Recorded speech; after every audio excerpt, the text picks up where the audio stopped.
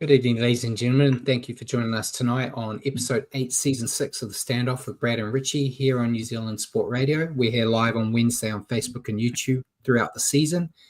Evening, Richie. First of all, welcome back after your week off. Not the greatest round for me if we go to our tips in a little bit, but I barely got any matches right, and the Warriors' heavy defeat was a bitter pill to swallow. How are you, and what do you think of the round? Hey Brad, I'm doing okay, mate. Yeah, the round was all right. Wasn't a fan of what went on in the Warriors game so much, but wasn't so unexpected. Other than that, yeah, just been super busy with work and whatnot. How are you doing? Yeah, doing all right. I pulled double duty last week. You weren't in the scene because you were doing work, as you say. I did the show with Paul and then jumped on and helped Rue out on Rue and Hammer. I did see Hammer decided that work was more important than these shows as well. So it happens sometimes. It's nice to see you guys know your priorities, you know. But yeah, no, other than that, doing all right. Yeah, it sucks when you have to wait all the way to Sunday for a Warriors game and then you see a performance like that. Yeah. But yeah, very depressing sitting in here, this little room by myself watching it. But we'll talk about it at length in a little bit. And yeah, Paul said it was the best show of the season last week. It was up there. It was good. I did listen to it. I'd like to say you listened to it, but you just sent me your question. Your question was the first topic we talked about last week. So, well, we'll see. But I had to come up with something on the spot. Sorry. No, that's all good. But yeah, while we're here live on Wednesdays at 8 p.m., you can also catch our show at your convenience. Just search on Spotify or iHeartRadio for New Zealand Sport Radio, and you'll find us there. As always, we're going to cover everything you need to know in the week that was rugby league, including our top stories of the week, a review of the round 6 matches. We'll then take a look at the ladder, our fantasy teams, and the tipping comp. I feel like there's going to be a point where we can just stop looking at the tips and fantasy, to be honest. We're doing terribly. We'll then stop and answer some questions from you guys, as well as questions we prepared for each other, before ending the night with a preview of round 7 and making our picks. Paul's assured me you guys can't hear it because he couldn't, but if you hear any wind, I'm sorry. We're in the middle of the cyclone starting up here, mate. It's exciting. I can't hear it. Yeah, so that's good. You're good. You're good. I can hear it. It's distracting for me, but I'll work through it. But yeah, remember to send us comments and questions throughout the show, and we may as well jump into the top stories of the week. There wasn't too much story. I had to give it to you earlier than I would have wanted, so you didn't see as much. But a lot of it is basically around Galvin. But we'll leave. Jack has said there's always a lot of wind on the show. Yeah, it's usually coming from me, though, not from outside. Hot wind. But the first one we'll cover, I don't know how much we can really discuss, but Spencer Leniu and Jonathan Thurston, mate. So there were some dramas during the Roosters' win over the Broncos. Leniu, as he was exiting the field, reportedly directed offensive remarks at Thurston. Later, Thurston approached Spencer to clarify, and there was another heated exchange. Thurston, I've got his quote here, he described Leniu's actions as aggressive in tone and unwarranted, noting that Leniu had interpreted his previous comments as personal attacks, which was not the intent. Spencer, later on, after all the media were talking about it, he came out and said on social media he accused Thurston of being fake and expressed frustrations over what he perceived as hypocrisy. He criticized Thurston for not similarly condemning Ezra Mam's past misconduct involving the drug-related car accident in the same tone that he did about what Spencer said in Vegas last year. Before I throw it to you, Trent Robinson, the Roosters coach, he defended Spencer, framing the incident as passionate disagreement rather than misconduct. He urged the media to avoid jumping to conclusions and emphasized that such disagreements are part of the sport, as long as no lines are crossed. Good old Buzz came out as well and said, as a journalist, if you haven't been called what Spencer called Thurston, you haven't been doing your job, and you got to be a bit more thick-skinned. You can't be offended. Your thoughts? I think there's nothing of it. The NRL hasn't stepped in by the looks of things. I think there's valid issues on both sides, but I think it's just a bit like what everyone's accusing me of, a bit of hot air coming out of these two. Yeah, I don't think everyone in the game is they don't have to like each other, and I think after what's happened there, I don't think these two are going to like each other. But Buzz was talking about Thurston needing thicker skin, probably a little bit on Lenu's side as well. Both been a bit sensitive, and storm in a teacup. Look, I mean, it's but I love the line.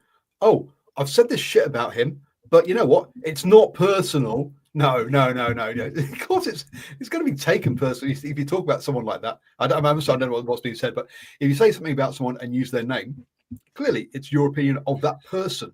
So I do find that funny. Yeah, so to jog your memory, Paul, in Vegas last year, Spencer called Ezra Mam a monkey on the field, and Jonathan Thurston wanted him to get, it was like 8 weeks, 8 to 12 week ban for it, saying that you can't stand. And I think Spencer's criticism is Thurston didn't talk about anything about Ezra Mam's drug accident where he almost killed people. Saying like, so I can get his point of view as well, but thankfully I was a bit concerned the NRL were going to step in and try to ban Spencer again. I don't think he said anything that offensive to Thurston. There was nothing racial. He basically swore at him and told him to piss off in stronger language. Did you go out and try and find him to do that, or did he? Or because no, he kind of said it as he was leaving the field when Thurston was nearby, and then when Thurston came to talk to him afterwards, he kind of said it again.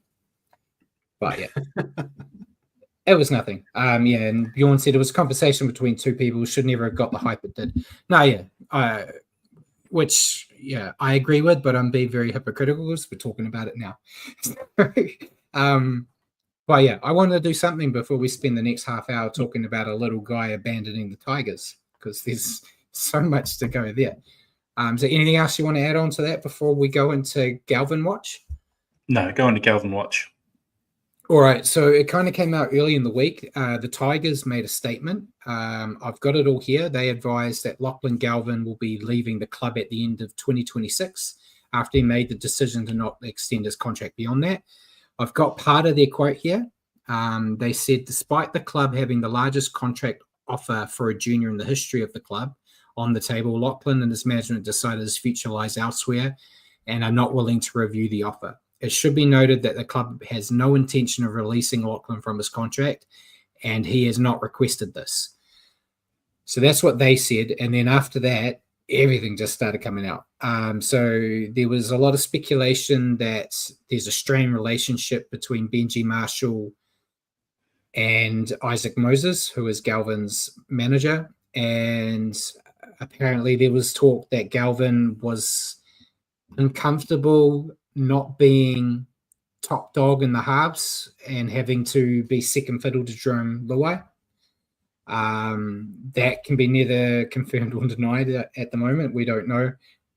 Senior players are reportedly advocating to just kick him out of the team immediately to maintain team harmony. And they got together apparently to speak with Benji and say they don't want him included in the side. Apparently Benji was still going to name him this week. But then the senior players are like, no, we don't want him there. So he hasn't been named. And Galvin's then come out now and he said he's spoken about it. And I've got part of his quote. He just said the decision to leave the Tigers is because he believes he'll develop his skills further at another club and that the decision's been made in the best interest of his career. There's been several private social media posts from Tigers players kind of shitting on him that have been leaked to the media. And the RLPA's apparently investigating the situation to see if Galvin's being mistreated by the Tigers and his teammates. But I see. I'll say what Jacko says, and then I'll throw it to you, mate. So Jacko said the problem with Galvin is his manager. A decent manager with his players' interests at heart, not his own, would not have let this happen. His manager has many agendas going at once, which I do agree with. I'm not a fan of Isaac Moses. Yeah, but that sounds very Isaac Moses. Yeah. Your thoughts? It just seems okay. This is just outside looking in from my side of the fence. A little bit entitled from the Galvin camp. This team is giving you a shot. This coach and this team's giving you a shot at 18 years old as a rookie to come. And to me, it looks like he does drive the team around almost. You know, he's at least got equal share with Luai. He has a lot of touches during the game.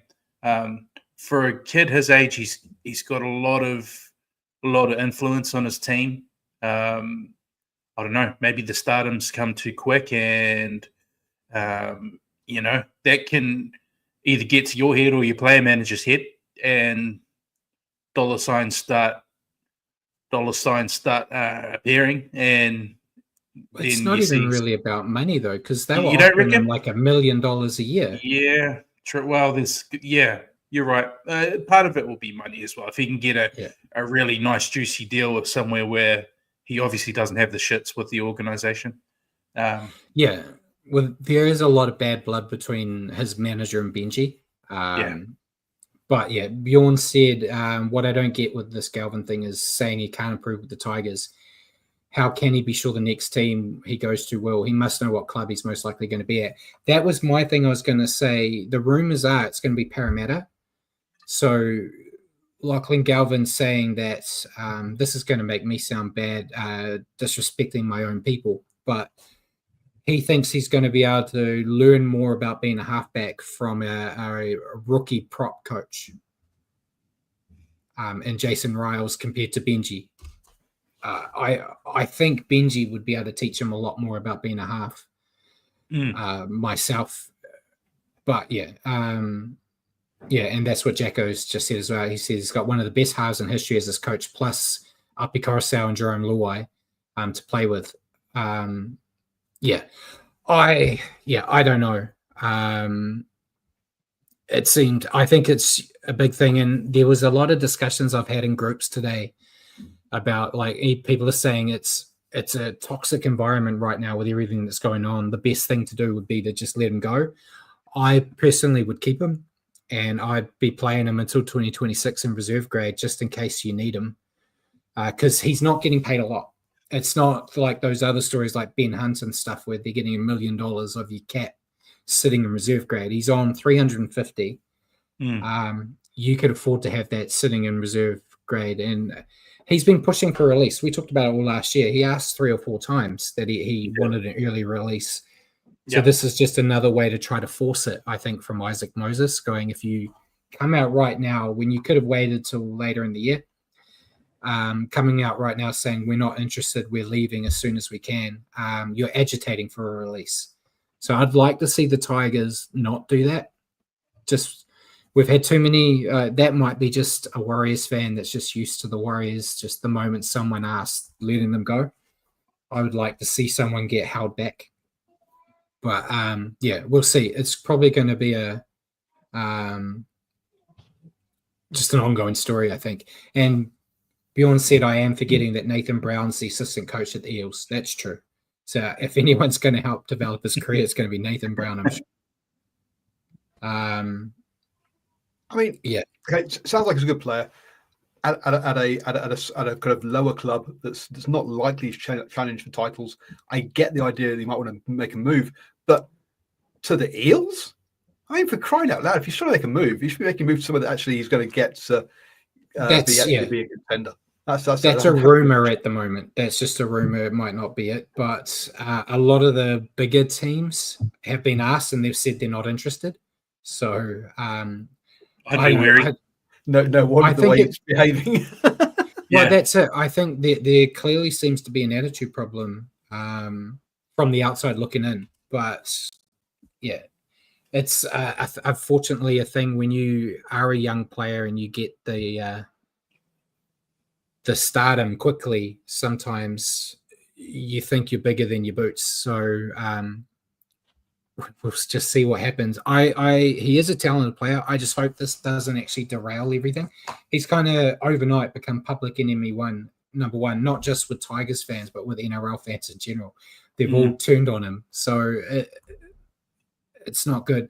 DC's probably happy. Everyone's stopped talking about him. But yeah, I'm sure there'll be more. But we'll move on to the next stuff, mate. But Jason Fox, before we move on, sorry, said, I agree in keeping Galvin for injury cover. Sullivan returns next year, possibly swap for a gun from somewhere at that stage. Yeah, the only way I would let him go early is if you're getting something back. And something good back. If I was the Tigers, don't let him go for free. Because again, you're not saving a lot of money letting him go early. But we'll move on. We won't go into this one too much because it kind of goes into your question, but the NRL have stated that there will be no changes to the current state of origin eligibility rules and that it's not on the agenda at the moment, but they did concede and say perhaps they'll look at it at the end of the season. And then Queensland Rugby League boss Ben Ikin jumped in on the topic as well, a bit late. Everyone else was talking about it last week. But said there needs to be a crackdown on rep eligibility rules to prevent Origin players switching international allegiance, saying that once you choose who you play for, you can't change. Again, you can't change to another team. Your question's around eligibility, but anything you want to add to that before we leave that for question time? No, we'll leave it. We'll discuss it then. All right. There's also rumors. We kind of saw this coming, but the NRL have decided to remove the Jillaroos match from the Vegas weekend. There was talk they want to make it 3 games again, to make it 3 games to be a bit easier. That seemed like the obvious one to go, with them wanting to keep a Super League game to encourage the UK visitors. So yeah, kind of makes sense, doesn't it? Yeah. Definitely makes sense to me. Yeah. And then the last one before we go into signings, mate, Jared Waerea-Hargreaves has confirmed he's going to be retiring at the end of this year. He had 16 seasons and 3 premierships with the Roosters. He joined Hull KR for this season. And despite people wanting him to keep going, he's decided, it's time to end it. Had a hell of a year, or a hell of a season, I should say, or career. I know everyone was screaming for the Roosters to try to get him to come back again because they need him. But yeah, I think he's done more than enough to just enjoy life for a bit, I guess, and get out of that horrible place of Hull. Come back to Australia. It'd be nicer. Paul, what's Hull like? I was going to say, have you ever been? But is it nice? Was I wrong? You weren't far wrong. I'll agree. Yeah, Hull is not a great place. It's an industrial port town that's fallen on hard times. I've heard people say it's actually called Hell, but it's just the accent that makes it sound like Hull. So yeah, that's it. And then Nocturnal Rights said Hull produced Mick Rodson, guitarist. Richie, do you know music? Yep. Okay. Yep. So we're going to signings, mate. There wasn't really too many. The Bulldogs have released Tom Amoni effective immediately, so he can join another club, most likely Super League. He came from there. It sounds like he's going back. Yeah. I haven't seen a Super League team announce that they've picked him up, but I'm sure we'll get more info on that during the week. Yeah. Dragons have extended Christian Tuipulotu for another year. I thought they were going to release him after he did his try celebration again after he told he's not allowed. He was telling them, show me the money, and they did. Yeah, they did. Then an interesting one, the Warriors have signed Knight 5'8", Jai Linne, I think is how you say his last name, on a 3-year deal from 2026. Don't know much about him. I'm actually in a League Riders chat group with a Knights fan, and he said he might be a good buy, but he's recently come back from an ACL injury, has potential, but is a bit injury prone. And all I saw, Warriors Anonymous, they did like a highlights package that I watched, and looks like a talented player. Kind of strengthens the talk that a guy like Tamari Martin or even potentially Tanner Boyd might be on the way out after their contracts are done, and this is to fill that gap. But thoughts on that? I don't know. I don't know what to think, but yeah, I don't know much about him. I don't have any knowledge of him other than probably the same highlights videos you've glanced over. So, yeah, we like trying to sign these young halves from across the ditch lately. Jet Cleary, yeah. We're not producing a lot of our own at the moment. That seems to be a big era in the development pathways where there's not the next big half out of New Zealand are popping up yet. So yeah, Jason Fox has said Jai's done both his ACL and both knees at 19. Yeah, it's a worry. And Jacko said he does look like an excellent pickup. Who knows, Jet Cleary and Jai could be the halves in a few years. Fingers crossed. That I'm still a bit nervous that we're being used to like build Jet up before he goes back and joins his brother in the halves at the Panthers. But yeah, he's getting his first start in New South Wales Cup this week, old Jet, so that would be good for him. But yeah, we'll see what happens. And then the last one, it came through officially today. The Knights have signed Mason Teague, effective immediately for the rest of the year. He was with the Dolphins. So yeah, anything you want to say about that? I don't really know much about him either, mate. Well, no, I'm good. Injuries, we've got a couple. I've only narrowed it down to some bigger ones, but the first one was interesting. Jesse Arthurs, he failed his HIA, had an 11-day stand down, but the Broncos were able to get it downgraded, which I didn't know you could do. So he got it downgraded and he can play this week. So I don't know how you get a HIA downgraded, but he has. I'm guessing he would have to pass cognitive tests and all this. I think when they first came in, I'm pretty sure they said you had to get it like signed off by a doctor that's not affiliated with your club. So I'm sure it's all above board. But yeah, I don't know. It's the Broncos. I personally would have left it so he could just stay home and not have to travel to New Zealand. But yeah, it is what it is. Chance Nickel-Cookster from the Warriors also had an HIA failure. 11-day stand down, so he is gone for the Warriors this week in a bit of a big loss. Because you add to that, James Fisher-Harris injured his pec. He's out for 4 to 6 weeks. Yeah. So the injuries keep coming for the Warriors, mate. I'm far happier with 4 to 6 weeks than what it could have been. Yeah, well, there are a lot of people on social media saying it was. It looked like it could be something more severe and could be a season ender. So yeah, 4 to 6 weeks is a lot better. Not great, but better than what it could have been. And then Adam Fanua-Blake, he had a groin injury, but he is okay to play. He's been named. And then Jack Gawinski from the Broncos, he is got a suspension at the moment, but he broke his arm at training and will be out for 8 weeks. It's one of my fantasy guys. So they're not only just getting injured now; they're getting injured and suspended. Yeah. So yeah, some big losses there, mainly for us. There was Jerry Marshall King lacerated his thigh at training, where he had to go to hospital and get it put back together. And he was in doubt, but they have named him, so he might play still this week, but he might be a late scratching, depending on how that cut goes. I was tempted to show the picture and get Paul to show it, but it's a bit icky. There was like a big gouge in his thigh that NRL physio showed. I don't want to see it. You don't want to see it? A bit squeamish. But yeah, that's it for the injuries. Now we've got naughty boys. Not too many. Rocco Berry, his first game back. He's out for a week, mate. Grade 2 careless high tackle. I thought there was absolutely nothing in it. When I saw the replay, but I saw the replay and I was like, oh, okay. Jack Howarth kind of laid down a little bit, but they didn't even get a penalty in the game for it. So I don't know. Jaden Sullivan has got a 1-match ban for a grade 2 dangerous contact.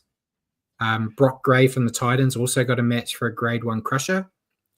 Billy Smith from the Roosters got 1 match for a grade 2 keyless high tackle. And then Jack Gawinski from Broncos, broken arm. He also got a 1 match ban for a grade 2 keyless high tackle. So there weren't anything too major. Sean Kepi looked like he was going to get one, but he went to judiciary and got it downgraded to a fine. I thought Rocco, it's his first ever offence, so I thought he might have been able to get a fine instead of going straight to a ban. But he didn't even have the option. It was either plead guilty and get 1 match or fight it and potentially have 2. Yeah. And Jacko said, Rocco out for a week was a joke. It was a slap. Yeah, there was nothing in it. But yeah, it is what it is. Perfect time to do it with all the backs of the Warriors falling down. The last thing we needed was a suspension, but it is what it is. So we'll move into the round, mate.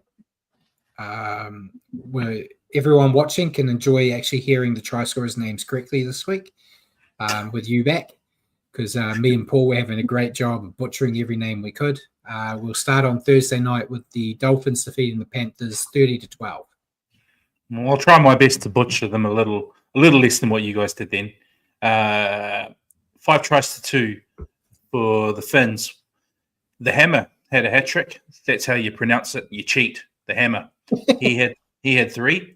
Jake Averillo had 1, and Connolly Lemuelu had 1. And for the Panthers, 1 for Casey McLean, 1 for Moses Leota. Yeah, impressive display from the Dolphins here. Hit the ground running and never looked back. Forwards were busy all night, and the Hammer finally seems to have found his groove. Had a patch in the second half where the points started to dry up, but they refused to let the Panthers get into the contest. A tough team to beat when they're in this kind of mood. Your thoughts on the Dolphins? Yeah, certainly didn't see it coming. I proves that last week getting their first win, no fluke. They seem to have turned a little bit of a corner form-wise. I thought they were impressive out wide. Their speed really was torching the Panthers' edges. We saw Hammer picking up a hat trick, but Averillo as well scoring a nice try. They just seem to have the edge out wide, which is not something we're accustomed to seeing with the Panthers. But yeah, maybe this is the new reality. Yeah, and your thoughts on the Panthers? Wow, your question to me last week was, do I write them off? I said very resoundingly no, but you changed your mind. You're joining me now, aren't you, mate? That was. Should we watch that reply again? Panthers. what we watched was not the Panthers we've seen the past few years. Yeah, they just seem to really be. I think Luai for sure, as that foil for Cleary, took a lot of pressure off him. Yeah, I think they're missing. I think Fish is a big impact too. They've lost their structural integrity in the middle. Most definitely. But yeah, this is probably the first time in 5 years where I think it's like a bridge too far. It's just one too many of that core of players they had over those 5 years is gone, and now I think we're finally starting to see them exposed. Yeah, the Panthers are in serious trouble. They were making un-Panther-like mistakes, and the further behind they got, the worse they performed. There was a few points in there where they were right on their try line and doing cutout passes. That's how the Dolphins scored one of their tries. They did a big cutout pass that missed everyone, and I think it was who was it? It might have been Averillo that got that one. I'm not sure. Someone grabbed it. And technically, they only scored one try through their own work because Moses Leota's one was from a brain-dead play by the Dolphins where instead of kicking over the dead ball line, they kicked it towards the goalposts. Moses, who just dived on it. But yeah, as you just said as well, the loss of Fish and Luai may have been one step too far. As without them, they've lost their structure in the middle and a bit of their attacking spark. I said last week that they were no chance of winning a title.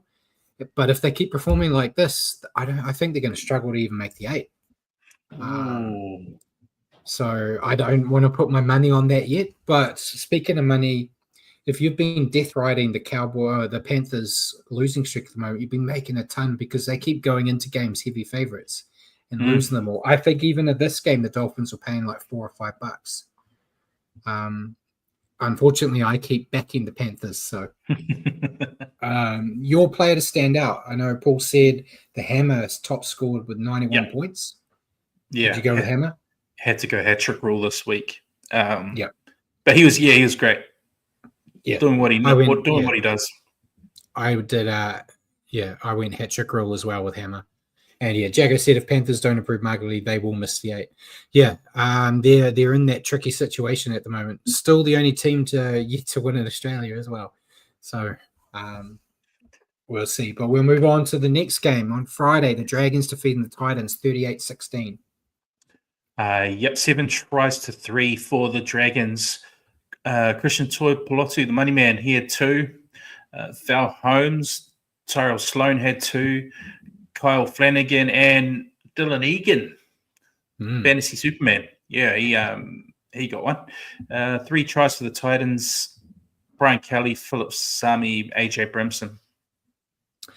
Yeah, Dragons turned in a good performance, bounce back performance here, dominating through strong go forward, crisp ball movement, and relentless defensive pressure. Their pack laid the platform early, allowing their backs to shine, especially Christian Tuipulotu and Sloan, who did bring back his band try celebration, as I mentioned earlier. They were disciplined and composed, and I think if they can keep this level of cohesion, patience, and intent when facing tougher sides, they should climb up the ladder. And yeah, did that hurt? Paul's been relegated back to behind the camera. He offended too many people with his lack of knowledge on league and not being able to say easy names last week. I struggle with that same shit. Yeah, but we pay you more, so that's why you have to be up front. Oh. At least I'm honest about not watching the games. Richie just swans in and pretends he's watched them.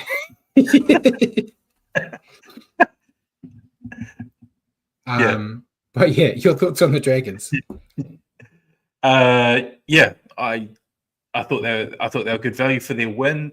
They absorbed some pressure from the Titans in that first half, and towards the back end of that first half, they went bang, bang, bang, 3 tries within 5 or 6 minutes, and that really took their game away from the Titans. But they weren't content with that. They went on with it enough to put on a bit of a score and picked up 3 tries in the second half as well. And I just thought it was one of the Dragons' better performances this year.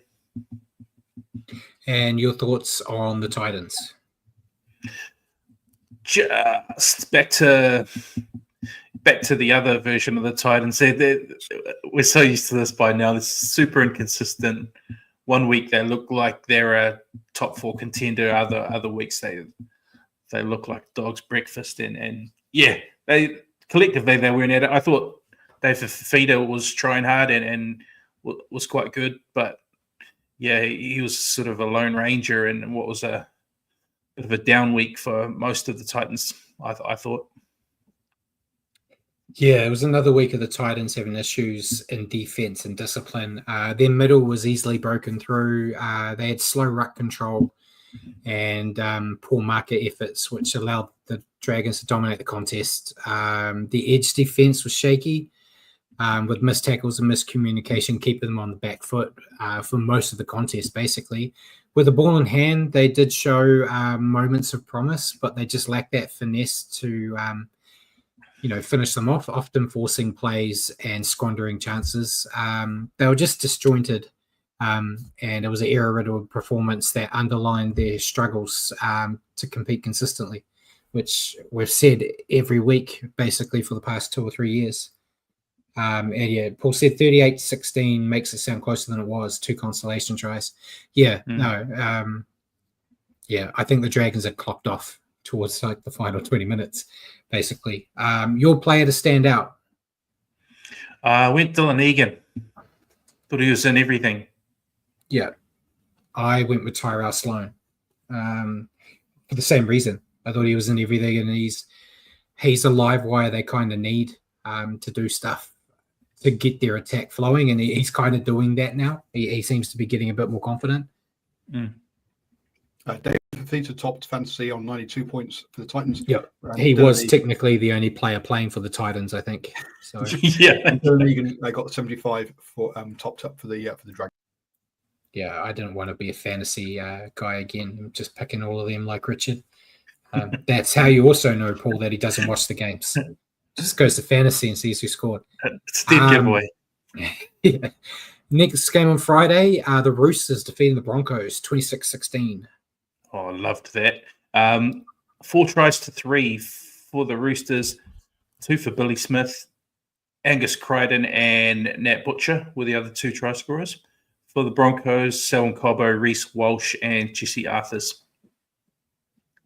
Yeah, this Roosters performance was built on strong forward momentum, sharp execution, and defense. Their pack laid the platform with consistent yardage, giving the halves plenty of chances to create scoring opportunities. Defensively, I thought they scrambled well when they had to, holding out multiple Broncos sets. The Roosters were just able to turn pressure into points. They needed to put the foot down. I thought instead of getting stuck in the tussle in that second half, they kind of just died out a bit there, but they were in the lead, so it's not as bad. Still need to work on those errors and discipline, as they were still quite high. I think it was like 13 errors and like 9 penalties. I think I might have those stats a little bit wrong. Paul will probably correct me. But yeah, it was still a great upset win. Great to see, as I know you don't like the Broncos, but it did not help my tips. So your thoughts on the Roosters? Yeah, a little bit like you, Brad. I thought they were good up the middle, and they really took it to probably their more fancied pack on the opposition. Came with a plan to try and spoil the Broncos' rhythm, and they pretty much did that. It's the second time this year too where I've sort of ridden off the Roosters, and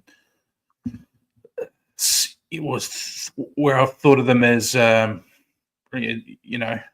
bottom 4 team almost, and then they've come out and beaten a highly fancied opponent. I think earlier in the season they did it to the Panthers, and now they've done it to the Broncos, so they've sort of come out of nowhere and ambushed.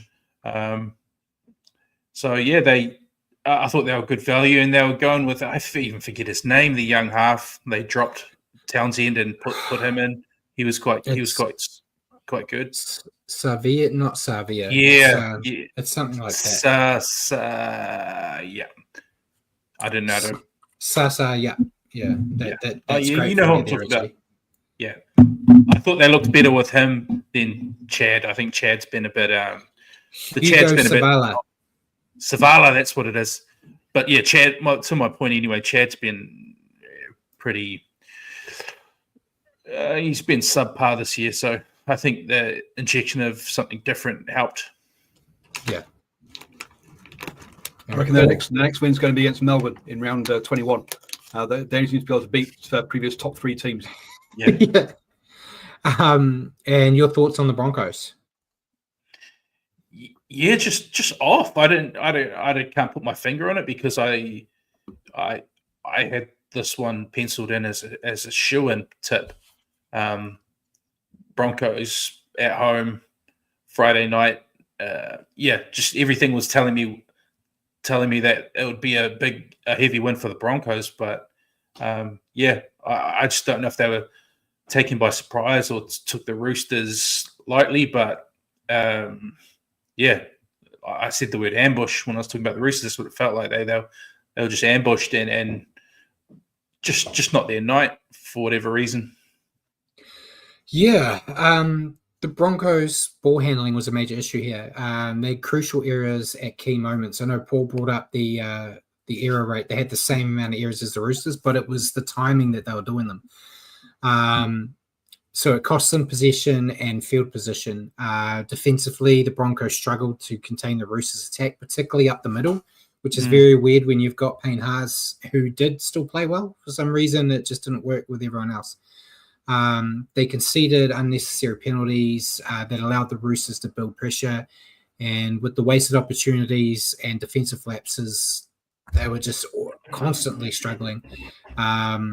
They'll be looking for a big bounce back this week, unfortunately, against the Warriors. And Jacko said Walsh is struggling under the bomb. Yeah. Hasn't been the greatest time for poor old Walshy this year, but hopefully they come with a bit of a lack of confidence and not a anger when they come to New Zealand this week. Do you feel sorry for him?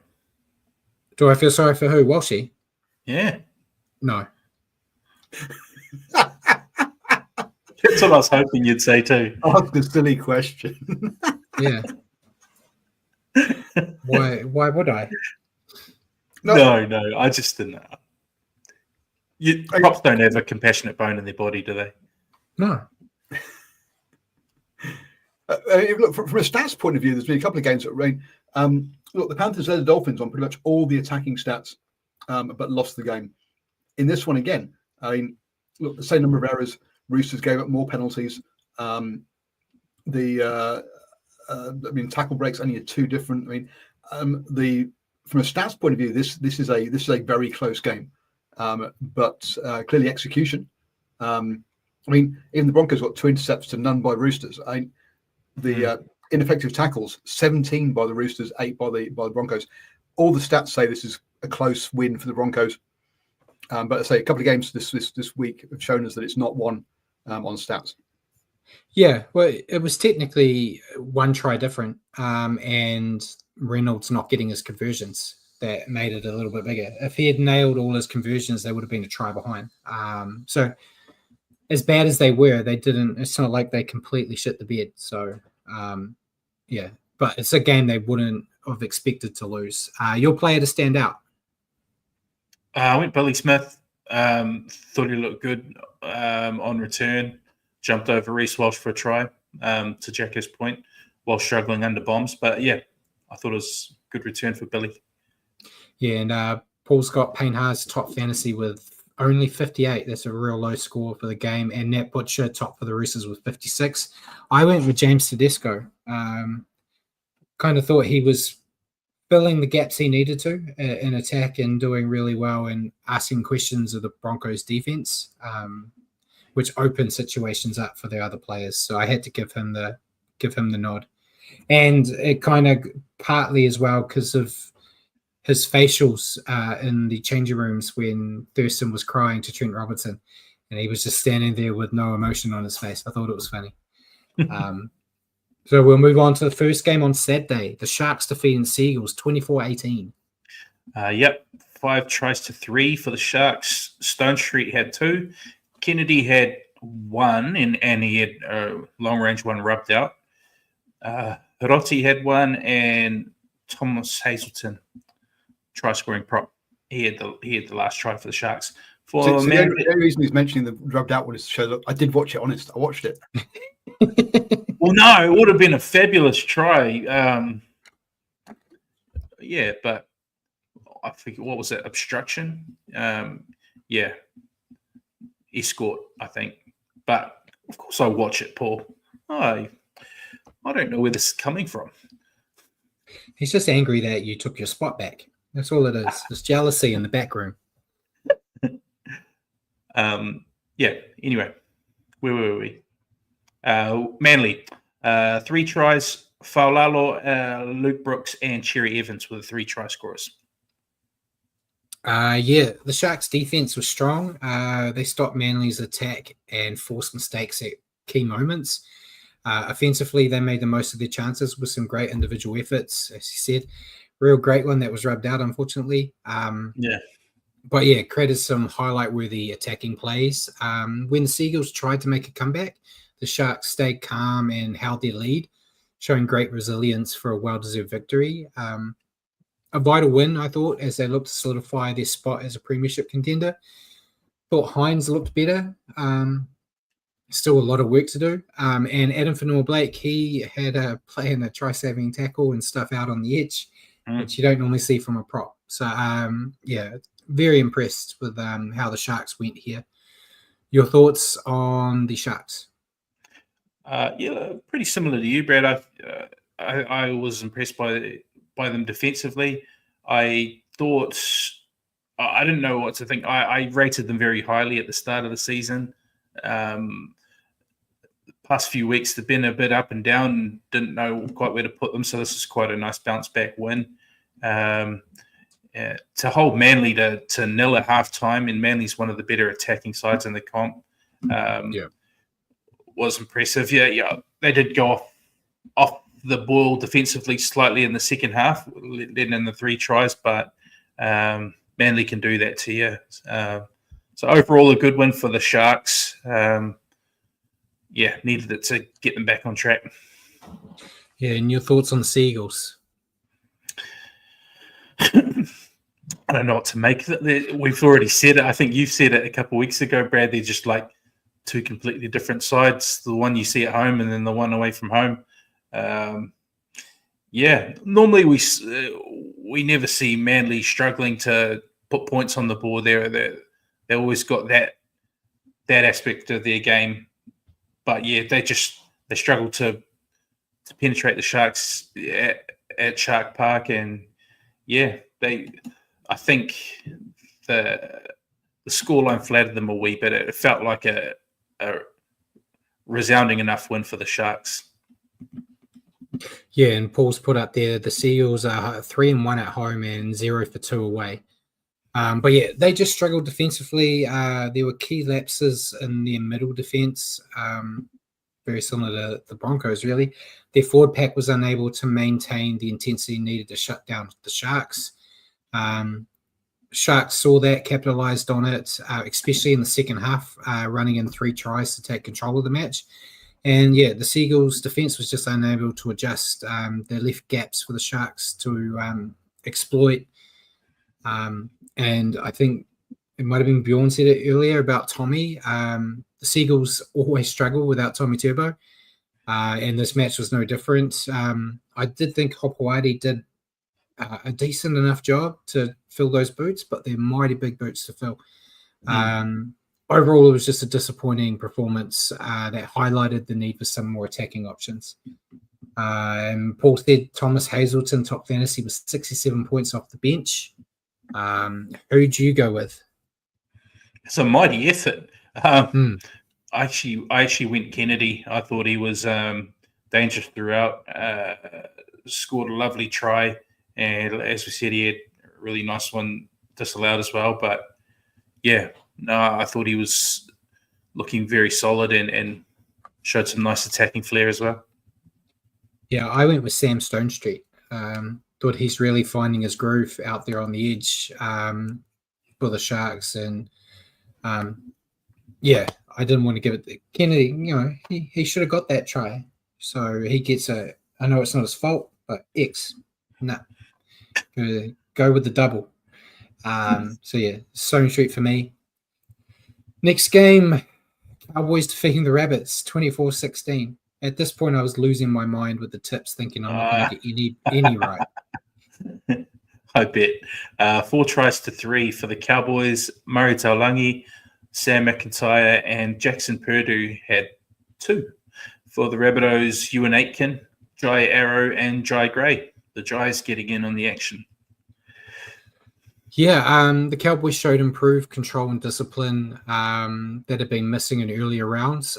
Their forward pack laid a solid platform with Ruben Cotter and Jason Tomlolo leading the charge. I think Jason got like over 200 running meters.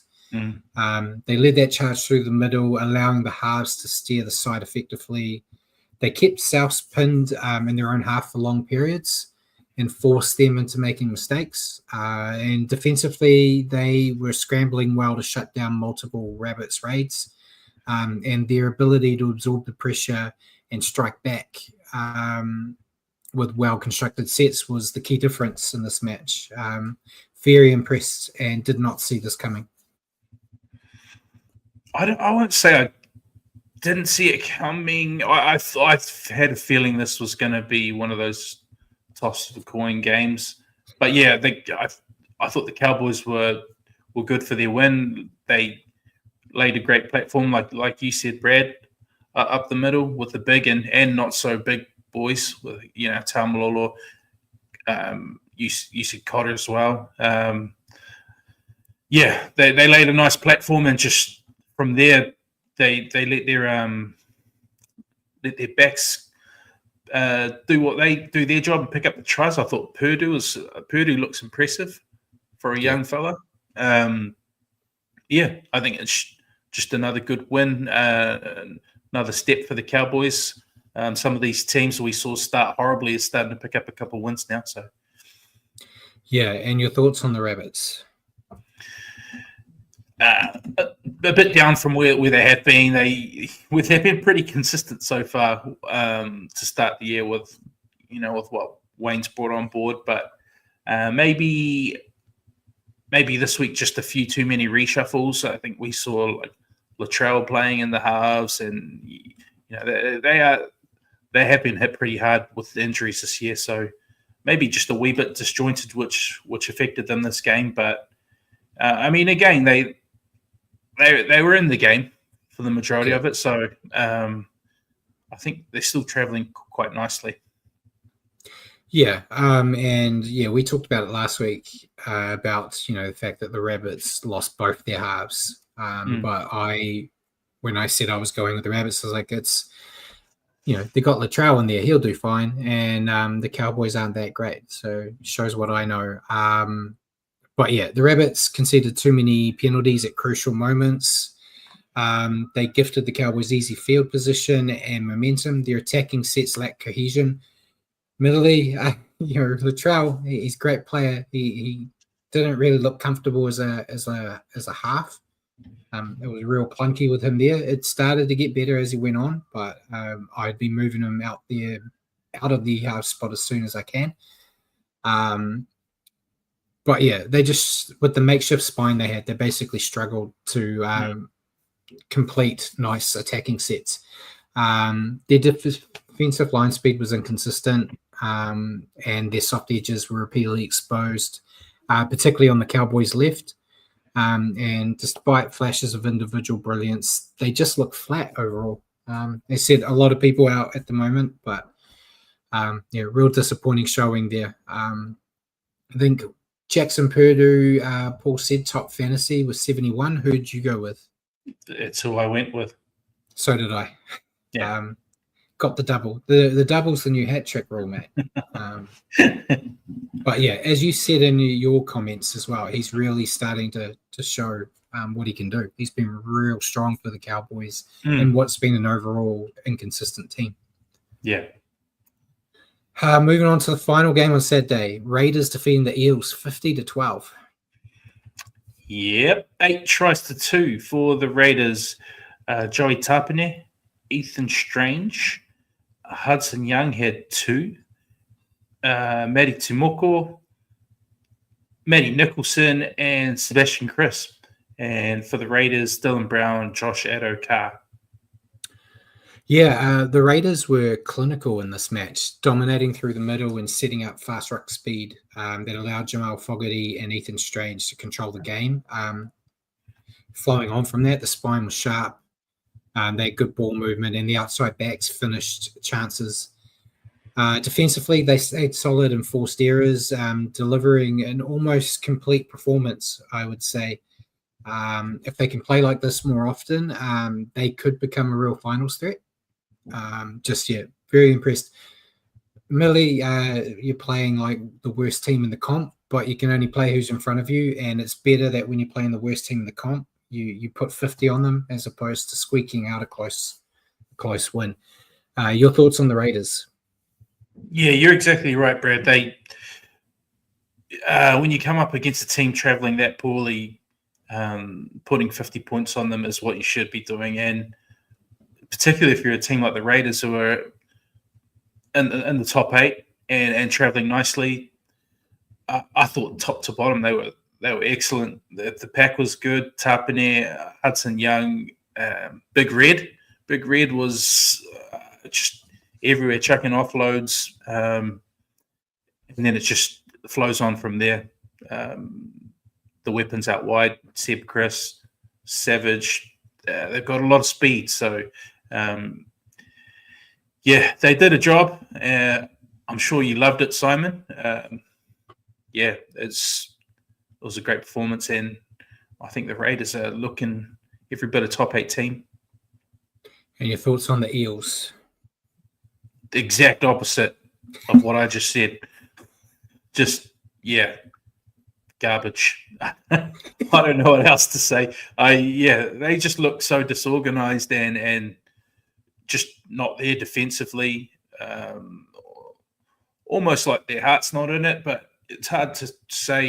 It's not like they're a team where their coach has lost the dressing room. This is a brand new coach, so I don't know if it's just they're getting used to the systems, or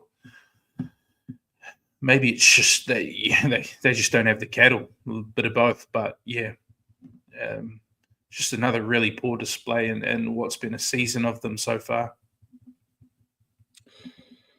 Yeah, the Eels were just outclassed. The effort was full of defensive lapses, poor discipline, and no resilience whatsoever. The edge defense was repeatedly exposed, as already mentioned. Lazy inside efforts and missed tackles allowed Canberra to just pile on the points. Their line speed was basically non-existent, just giving the Raiders plenty of time to attack them at will. In attack, they just looked disjointed and panicked, I would say was probably the way I would say it. It looked like they were almost mindlessly shifting from left to right without earning the right to do it up the middle. And the error count only added to their woes. The return of Mitch Moses this week may be just what they need to get back on track. Not that I think they've got any chance of, looking at finals, but now's the time they can focus on making sure they don't bring a wooden spoon home. And Hudson Young topped fantasy with a 69. Nice. And that's exactly why I went with him. Yeah, I went with him too. Not for that reason. I went because of the double rule, but and Jacko said some Eels players actually look disinterested. Yeah, like you said, Richie, you're not sure. They kind of have a coach lost the locker room type thing. I think he never had it to begin with. True. That could be so. it. I don't see them like I know we were just talking about it at the beginning of the show. You throw Lachlan Galvin into this team, it ain't going to make it any better. Admittedly, him and Moses working together could be good, but if he's rumored to not be happy about playing second fiddle to Jerome Luai, how's he going to feel playing second fiddle to Mitch Moses? It's full of contradictions, the statement. I know we're backtracking now. It's because of who Mitch Moses' uncle is. Well, that too, yeah. Helps that his uncle's his manager. But, yeah, I'm just trying to delay talking about the next game. So we may as well bite the bullet. Get into it. First game on Sunday, the Storm just narrowly defeating our Warriors 42-14. Yep, and they scored a low 7 tries. Xavier Coates, Josh King, Sean Bloor, Trent Liero, Harry Grant, Grant Anderson, and Xavier Coates picked up a second in the second half. For the Warriors, Leka Halasima, Rocco Berry, and Luke Metcalf. Melbourne were on fire here, showcasing their trademark precision and ruthlessness that's long defined the club. Their spine was in complete sync. They were slick with the ball in hand, and they just had sharp defensive decision-making, carving up the Warriors' edges time and time again. The forwards laid a dominant platform, which opened up the offload game, which just killed the Warriors. They couldn't stop the offloads. They rested their big names in the second half, which saw the points dry up, but the damage was done, as Paul said. It was 36-0 at halftime.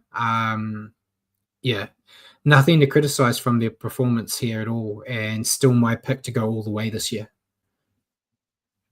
Oh, yeah, absolutely. They're, for me, head and shoulders favourite.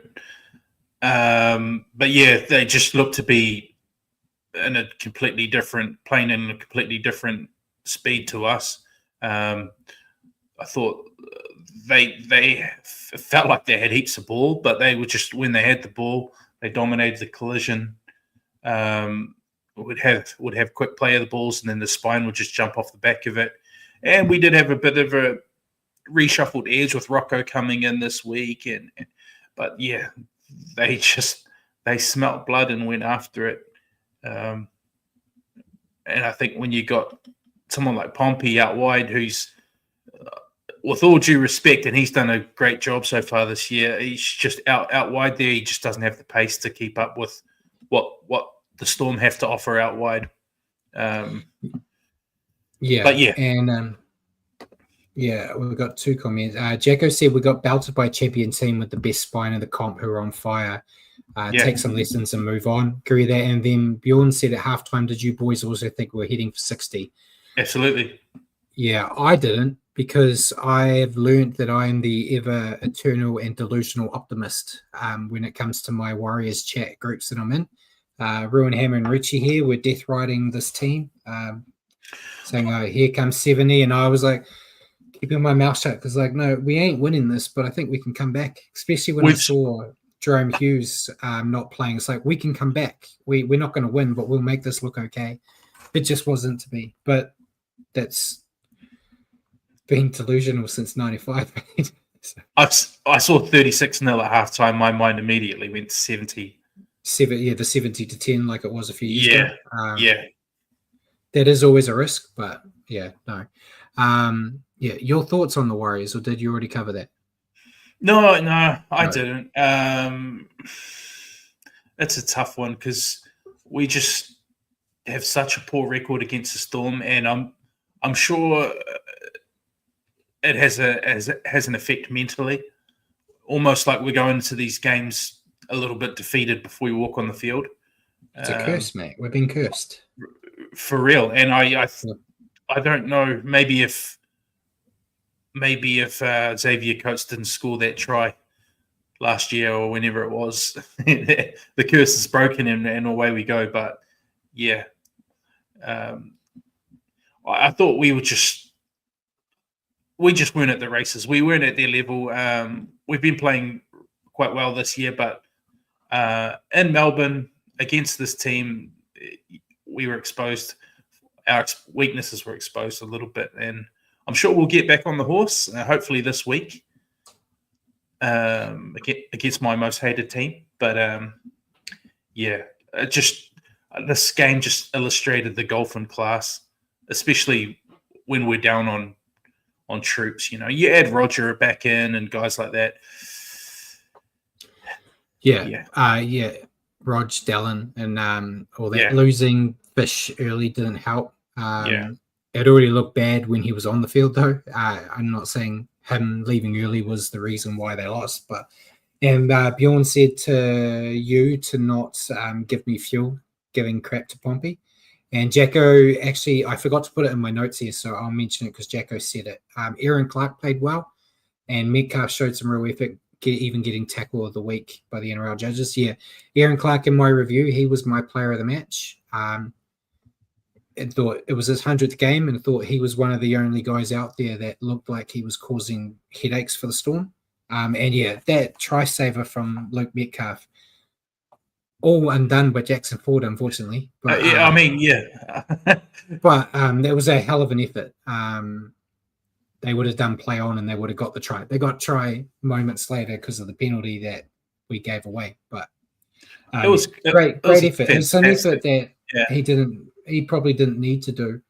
As the superstar half of the team, he might have gone, no, I'll leave that. I don't want to hurt myself. But he showed real heart there. So after the praise, now I'll rip into them.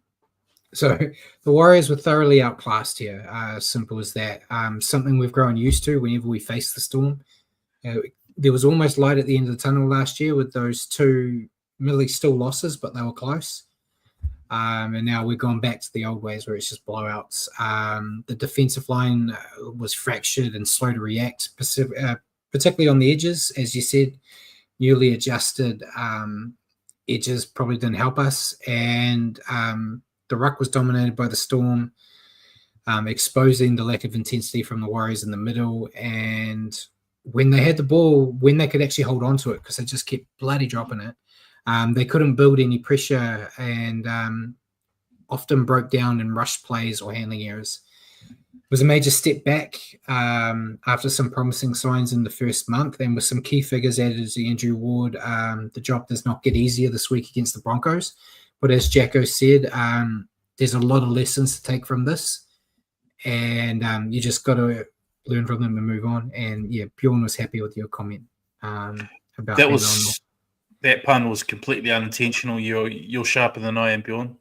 Yeah, I'll claim it though. Yeah, and Xavier Coates' top fantasy was 72 points.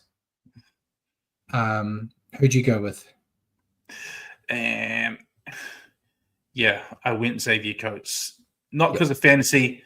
Sure. Just his physical presence. His physical presence over Tane, who was marking him, was a real mismatch that they exploited really well. And he just always looks so damn good against us.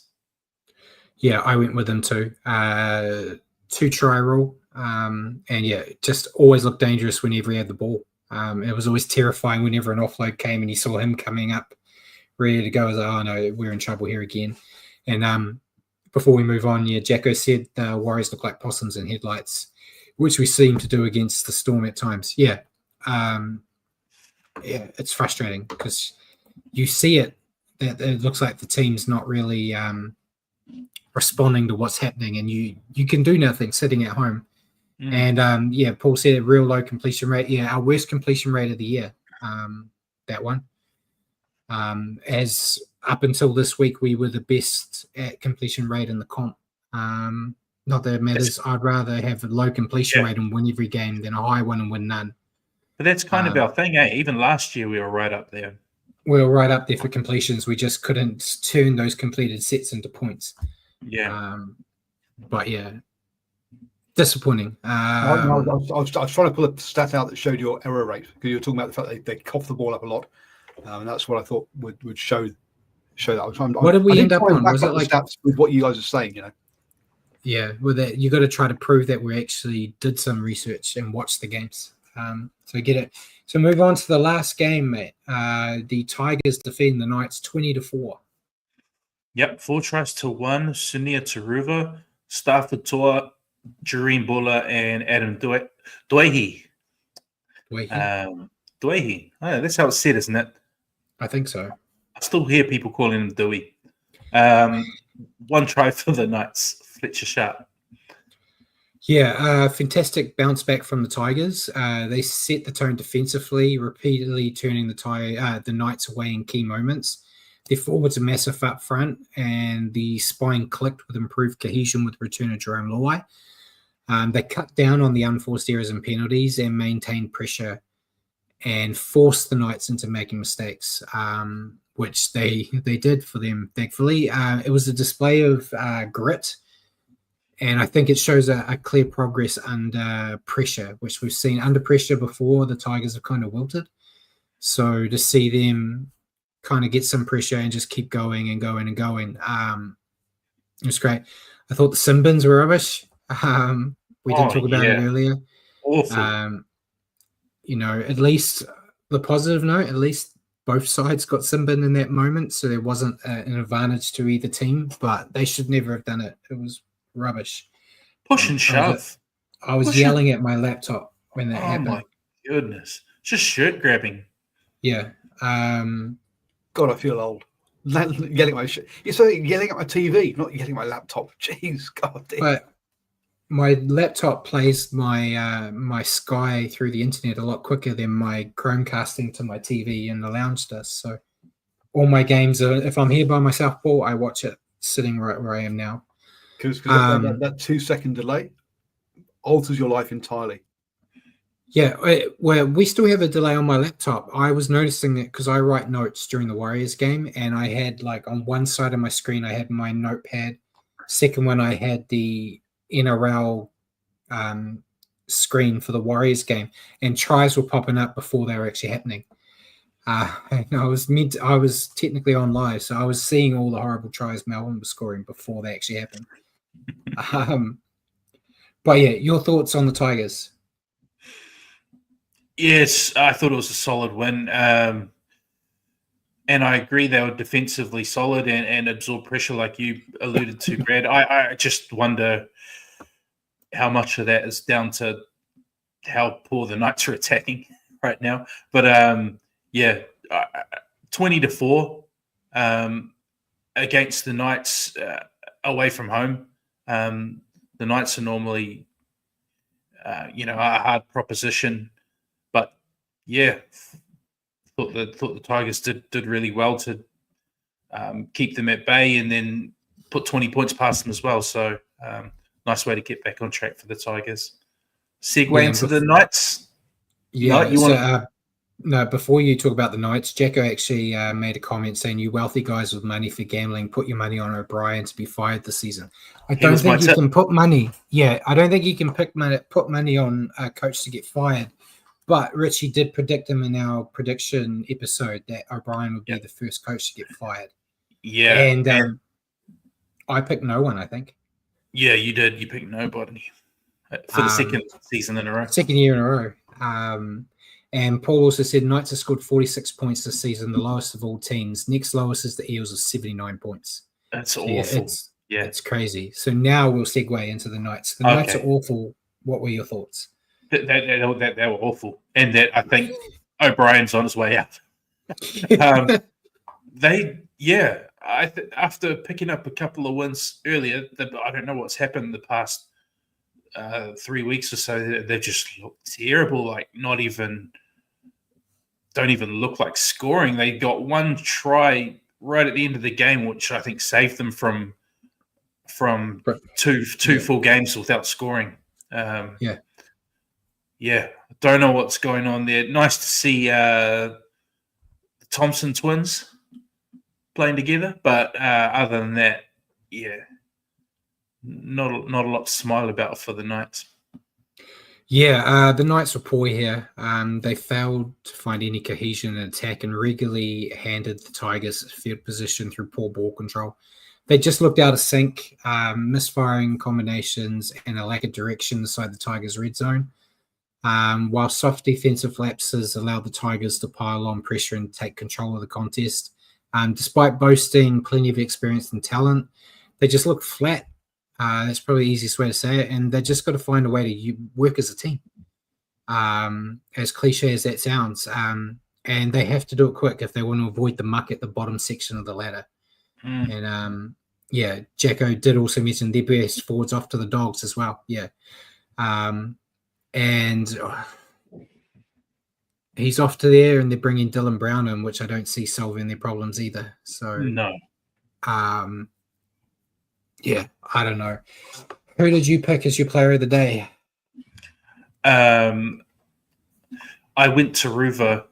It probably wasn't the best player in the game, but I just feel like it's made such a massive difference to them to have a reliable outside back that actually can finish moves off. Yeah. He's made a heck of a, and he's on a streak. I think the past couple of games he's scoring for fun. He's put the Tiger Claw away. He started it and then he's put it away. He's scoring so many, so he's going well. Yeah, he's been fantastic. I went with Terrell May, who also topped fantasy with 83 points. He's done nothing but impress me every week. And he just plays big minutes, and he has really solidified himself as a leader of this forward pack, which, is kind of everything the Roosters said he wasn't when they let him go. Yeah. So, it's been great to see him do it. And I think hindsight's a beautiful thing, but all the people that were upset about Stefano leaving, the fact we said it last year, Terrell, I thought was a better player than Stefano. So they kind of won with that, and instead of paying crazy overs for Stefano. And he hasn't let them down yet. So had to go with him. So that was the round. Hey, let us never have to talk about it again. So I'll bring up the ladder. I'll let you do the top 8. Cool. So sitting clear in first place, the Dogs. Storm, Broncos, and Raiders round out the top 4. Rabbitohs 5th, the Wars in 6th, Tigers 7th, and Manly round out the top 8. Yeah, and then the rest of the comp, the Sharks have moved up to 9th, Dragons have moved up to 10th, Titans have moved down to 11th, Knights all the way down to 12th. Cowboys stayed where they were last week at 13. Dolphins have stayed where they are at 14. Roosters have moved up to 15 after that win. Panthers have moved all the way down to 16. And the Eels stay where they are, dead last. Yeah, that's shocking. I did not expect the Panthers to be this low down. No, terrible. I know in my predictions I didn't have them in the grand final, but I definitely had them. I think I had them 3rd or 4th. I was going to say, I don't think you even thought after round 1 that even if they lost their game, Yeah. they was moved by enough to be down in the 16th. Yeah, it's crazy. It's good to see the Warriors still stayed in the 8 after that horrible loss. But yeah, I think we've got a couple more coming our way, unfortunately, which may see us come down the ladder a bit. So we'll move on to our fantasy teams. Skip. Thank God we don't do a show trying to help people with fantasy because we are rubbish. Yeah. You got 669. Nice. I think this is the closest win, closest you've been to me. I ended up on 772. James Fisher-Harrison, he really let me down by getting injured early. Had to trade him out today, mate. I traded him out for the Ginger. Nice. So we'll see what happens. I feel like I'm going to get rid of Kalen Ponga, but I don't know. I might give him one more week. You're still sticking with Cleary, though? Yeah. As captain. I've switched that this week. This was last week's. So I've got Terrell May as my captain this week. Wise. So, yeah. But now you watch Cleary have the game of his life. So then before we go to questions, we've got one more. We'll do the tipping comp. It was a great round for most people. They either got above 50%. The boy from SMB top scored was 6. A lot of you got 5. The rest of you got 4, and then I got 3. I was the worst of the round. So we've got ACT Hellcat at the top and first. Michael Pazzuto, massive Doggies fan. He is 2nd. Bjorn, you've gone all the way up to 3rd. Simon, you're 4th. Harry Poppins is 5th. NB Sports fan 6th. Your boy, Mac, is 7th. Yeah, the boy from SMB's 8th. Then there's the Urk at 9, Hammer at 10, me at 11, Roscoe 12, then you 13th. We got another one added in. We had 12 last week. We've got 13 now. So they're coming in late, but how are they above me? Well, it counts every round that you've been going if you've been picking. So you're lucky, or we're not lucky. Hey, Bjorn, I did better than Brad this week, mate. You got 5. You only got 3 wrong. The cream is very, very slowly rising to the top. It's a marathon, not a sprint. Still a lot of time. So we'll move to questions. It looks like there was a couple that Paul saved for us. So Bjorn's question: with State of Origin going to different states, should the NRL move one to New Zealand? Would starting so late locally be an issue? I would love it if they did one here, but I think it's the time. It's like 10 o'clock kickoff, and you'd probably only do it at Eden Park. And I don't think they would let Eden Park have a 10 p.m. kickoff with all their rules, right, Paul? Not with not being in residential zone. What I mean, it's the only time I can see this happening is if you are trying to support a new franchise opening. So if you have a second team about to open in Wellington or in Canterbury, then you maybe hold it a couple of years beforehand there. Because look, I mean, the let's be honest, the Cape Tin isn't in a residential zone as such, so noise afterwards isn't such an issue. I mean, transport is a disaster, but noise isn't such a matter. So I think you could possibly do it there, but I don't know. Richie, you know more about that place than I do. Not the greatest place for watching sports of the oval ball variety. It's a crap stadium for watching. For cricket, it's too small. For rugby, it's too big. Right, so it's wrong for whatever you want to watch. Yeah, I would love it. I just don't see it ever happening. It gets a crazy following in this country for a game between two states that we could give no shits about us at all until they're running at each other with a ball. We seem to be divided.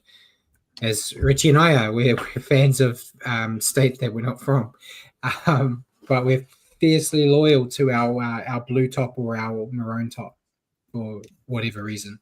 So why were you a New South Wales fan? What time was the Rugby World Cup final? That was a 9 p.m. kickoff. So earlier than we're talking about here, which would be an hour later, which is significant. Yeah. And were there any other questions? Yep. So next, with the annual flogging of the Warriors by the Storm, what was your biggest loss playing? Bjorn here. Personally, he said they got done over 110-7, but that was in Union, so 5 points for a try. What's the biggest loss you've been involved in? Let's start with you, Brad. I don't want to sound like that kind of guy, but we never got spanked. We were usually the team doing the spanking. The biggest. I think the biggest win I've been a part of was first 15, and we won like 60-something-0. And then our biggest loss was maybe by like 20 points. So not that major. Okay. So people don't like Brad now because he's bragging. Richie, what do you think of what was your biggest loss? I've been a part of some pretty big ones. The biggest one, I think I'm going back to, it's definitely high school. I was playing against a team that had Joe Rokothoko in it. Now we're dropping clang. I was playing 12 inside centre, as was he. So I was marking up directly against him. That day he went past me every possible way you could imagine, around, inside, outside, through, over the top of. He probably got 6-7 tries. I think it was, from memory, 120-something-0. We didn't even get close to scoring. Yeah. I'm trying to hold on. I'm trying to find it. You would know, Paul, from Rugby Union, top 32. I don't know if it's still a thing. Oh, no, it's not. But okay, so that's that would have been my biggest. Joe Rokothoko struck it. Hauraki Plains College, my first 15. We were Thames Valley champs. We had to play St. Kitts, and Joe Rokothoko was the winger. I was marking some guy called John Afoa, which is great. And they had to play it in Hauraki Plains, and those posh little Auckland boys do not like a bit of mud, so they still only beat us by like 3 or 4 tries. But that team was crazy. So that would be our biggest. I was marking a junior All Black. Calling Joe Afoa and I've got Rokothoko as being posh Auckland boys. I find it amusing. Anyway, Richie, this is just for you, so we can drop Brad again. Bjorn says he's also a Hurricanes fan, but what's more frustrating, supporting Warriors or the Hurricanes? Why would you be a Hurricanes fan? Why do that to yourself? I think supporting it's a very valid comparison, Bjorn, because they're both very up and down teams. But for the reason that the Hurricanes have actually won a title back in 2016, probably should have had 2 if they weren't robbed by the Highlanders in 2015. You mean choked? No, I mean the Elliot Dixon try. That wasn't a try, but I'm over it. You guys are turning this into a rugby union show. I'm not clearly. Yeah, no, the Warriors. The Warriors are harder to support, harder and easier because they're my love. They have my heart, but it's hard to watch them lose as often as they do. Just have a better Super Rugby team, mate. Bjorn says he was thinking the same as well. So then moving on to the women's side of things. on the Warriors women have signed apparently Patricia Maliepo, who is played for the Black Ferns. She's got 10 caps there. It looks she is generally a first 5'8", or so.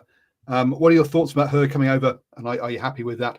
Her joining the women's comp, and are you happy with how the Warriors are building for the women's comp?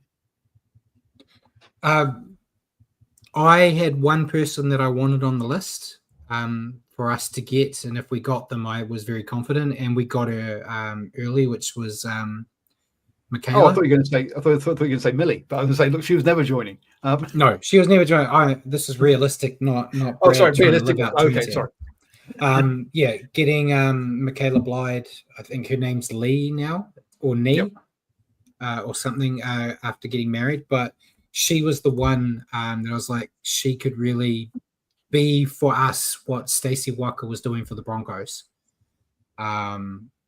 So I'm very confident. I think in my Ruin Hammer predictions, I think I said we were going to win it or make the grand final. I can't remember. It was one of the two.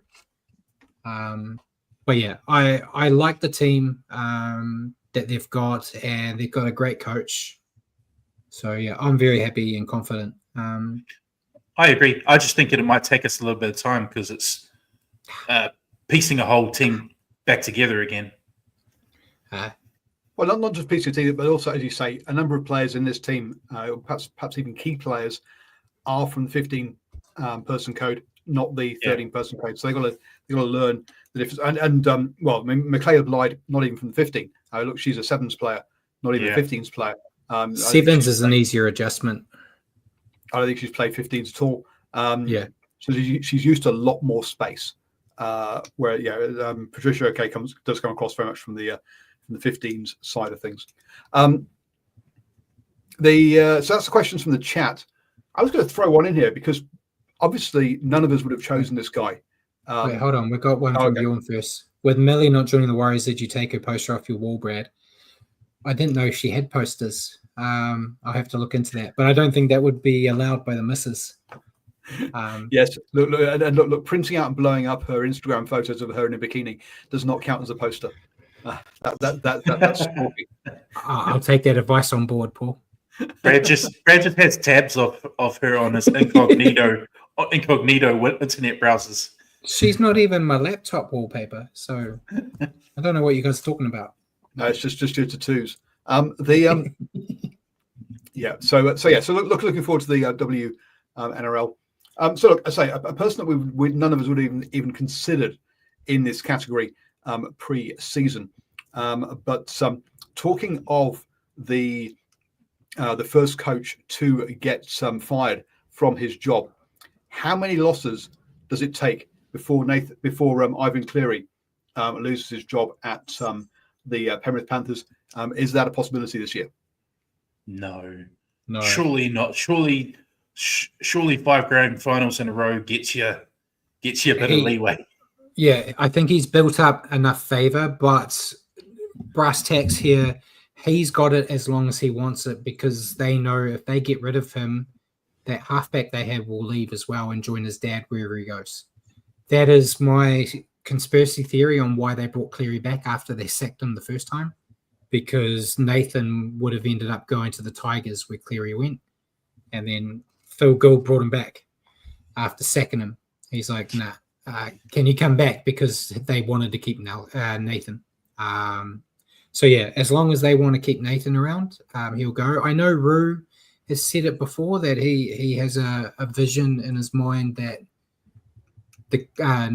Ivan will return to the Warriors at some point and take on like head of football type role once he's done coaching. But yeah, I think as long as he wants it, he's got it. Even with losses. I mean, depends how long this goes on for, surely. Yeah. But or what they've done, I think, that's built you up more than enough of credibility to last you at least one bad year. Well, but yeah, we'll see. We'll see. I just thought I'd throw that one in there. And obviously, you've got questions for each other. I also, Richie still thinks they're making the playoffs. So, I mean, He's he still on, refuses to write them off. He's a coward. I wrote them off and then still picked them to win last week. So I'm getting less and less optimistic about them as by the day, pretty much. So it's time for you questions for each other. Yeah. I'll go with my one first. It was pretty humbling watching the Warriors lose again to the Storm. How long away do you think the Warriors are from ending this losing streak, realistically? So they're up to 17. It's very humbling. How long does Bellamy have left on his contract? I forgot to add that in the news. There's talk he's going to renew again. So yeah, I was going to say it won't matter because he'll just renew another year or two. And I don't know, Brad. The trouble is this has gone on. This has gone on long enough now. The streak that I just don't feel confident going into every fixture with him now. I really don't. I just think it's an automatic loss. There was a time where back in the late 2000s, early 2010s when we'd give them a run for their money, and we've actually got a perfect record against them in finals footy. Undefeated in finals, yeah. Yeah, but it's hard to say. Yeah, Bjorn said we'll hit 20. Jacko said he's got to go. See you later, Jacko. We don't play them again this year unless we play them in finals. So in which case we'll beat them if then we'll get to final. We'll beat them. Well, we're still in contention for the 8 ball. But yeah, I think 20 probably does sound right. If we play them twice next year, it could go up to 19. I don't know. Yeah, I just don't see it happening anytime. I got confident. I know when James Fisher-Harris had that interview and they asked about it, he's like, this is a new Warriors team. We come and play, and then look what happened. So I would say, yeah, it'll get to 20 before we have a chance. I don't know. I feel like it could happen sooner, but we need to play them here at Mount Smart and have them have a couple of people out, or just them not be at their best. That is the last time. The last time we beat them in regular season was here. You'll remember it. We were there. That was the Nathan Friend backflip try game. That was the last time we beat them. So we beat them with a miracle try. But yeah. So asking about when Craig Bellamy retired, looks green. Craig Bellamy is currently 65. Wayne Bennett is 75. So he's got at least another 10 years. No, they're different though, because like Wayne Bennett, if you make them animals, random segue here, Craig Bellamy's like a rabid little dog that keeps yapping all the time and gets very aggro. And Wayne Bennett's kind of like a sloth, just chilled and just relaxed. So I think he's got more petrol in the tank due to that, where Bellamy, if he was still doing it at Bennett's age, he'll have a heart attack in that coach's box. Because even like you watched that game they played against us, Paul, where they one-way traffic, he was still throwing his toys in the thing like he was losing. It's crazy. I don't know how he does it. He's just so angry all the time. But your question for me, Matt. I didn't get to talk with you directly last week about it, Brad. So it was a great week. So they keep telling me. So I wanted to have the chance to talk with you about it, the origin eligibility rules. And there's been a whole bunch of talk about it following people like Payne Haas talking about possibly pledging allegiance to Samoa. Do you think that players from Samoa, Tonga, New Zealand, England should be allowed to play State of Origin should they still satisfy other selection criteria, eligibility? Yeah, well, I'm for it because I think I said it last week. I feel like it's just leaving us in England behind because if you've been there since before the age of 13, you can play. The only difference is if you do play, you just can't play for Australia and England, which is why you're finding these other ones. Because I think I said it on Ruin Hammer's show last week because he asked about it, and because he's of the opinion of it should just be Aussies, which is I see that point too. It should either be one or the other. I don't like the middle ground it's in at the moment. Either let them all in or let none of them in. But now I've lost my own train of thought. Yeah, it's just leaving us behind. They're getting all the players, and there's a loophole because that's where it was. Kangaroos, no one wants to play for Australia. The ones that are jumping ship don't have an allegiance to Australia. They have allegiance to Origin, and that's why they'll play for the Pacific Islanders. But Australia don't play bloody football. Like, they play. If you're lucky, they'll have one game a year. Where at least these guys are like, we get to play Origin, but then we're also getting 2 or 3 internationals every year now, and that's what they want. So if you wanted them to stay and play for Australia, actually play games. Like, I know they're going to England now and they're doing this tour, but we basically had to beg them to join the Pacific Championship that we were doing because they weren't interested. So you can see why those guys that are playing for Kangaroos and now moving to Samoa or Tonga, they actually want to play international footy. But yeah, that's where I'm at. I'm happy for them to say, like, a Kiwi, like a Benji Marshall, he qualified for Origin. If they were like, you can play New South Wales, but you can still play for your Kiwis, it doesn't affect you. It's not like you have a Kiwis game the same time as an Origin, so you're missing an Origin player due to those. So I'll be for it. But yeah, it's one or the other. They've got to fix it. I don't like the middle loophole because you do potentially lose some players for the Kiwis because of the loophole. They'd rather get that big money for Origin and still play internationals. Knowing that they won't make Australia's team, but they will make a Samoa or Tonga.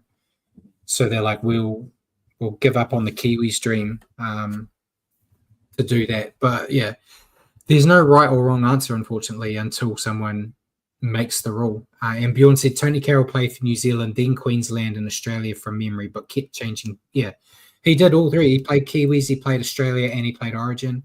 You had Brad Thorne, who had the interesting deal where he could play State of Origin, but he refused to be a Kiwi, but he played for the All Blacks. And then when he went back to league after his first stint at Union, he played Origin again, and then he came back to Union and played the All Blacks again. So yeah, I don't know. It's either all or nothing for me. They need to either say, if you want to play for Islands, you can't play Origin, or they let everyone in. It's as long as they played for Queensland between 1998 and 2007. So what's that? 9 years. Yeah, and got 18 games in. Yeah, he played for New Zealand only in year 2000. 2000. Yeah, 2000 World Cup. And he played for Australia in 2004, 2005. Yeah. So most of the time, I wasn't even playing, as you say. International Rugby League, unfortunately, doesn't really. Yeah. But yeah, they and it's only coming up now because Australia is getting affected. As I said last week when you weren't here, Richie, Australia did not care that Jason Tololo, Dave Fusatua and all that were leaving the Kiwis and joining Tonga. They were praising how great it is for the international game. It still is great. I think those players going to those nations has made it a lot better than we've had to watch World Cups where you're like, it's just Australia and New Zealand in the final, or England if they're picking a good time and everyone else gets beaten by 100 points. So it is more competitive, but yeah, just draw a line in the sand and you're going to upset people either way. Pick one way and do it. But Volandis and Co are cowards. They're not going to do anything like that. I think you just make it a certain age. Like it's before the age of 13. Yeah, and that's fine. I'm fine with that. I saw Kieran Foran being interviewed. I can't even remember who was interviewing him about it, and they were saying that he would be the perfect example because he moved to New South Wales when he was a young child, primary school age, but still very passionately wanted to represent where he was from, play for Kiwis. But then he said he would definitely have pulled on the sky blue with the same amount of passion. Yeah. And Bjorn also mentioned before we move on, Wasn't there a World Cup that New Zealand had a Māori team in it as well? Australia making us weaker any chance they can. That same one, I think it was 2000. The same one that Carroll was in. That Carroll played for the Kiwis. And I know there was talks in NRL. They were talking about they wanted an Indigenous team. The Indigenous players like Dean Whare in there. Not Dean Whare. Dean Witters? Yeah. Wants an Indigenous team to go to the World Cup as well as the Australian team, because he said he wants the Indigenous players to get more of a chance to shine.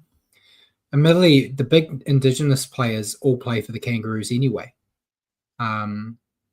So I get what he's trying to say, but I don't think it's really that big of an issue. It's not like your Indigenous players are getting overlooked for the Kangaroos. Like, all your big Indigenous players are key figures of that Kangaroos outfit.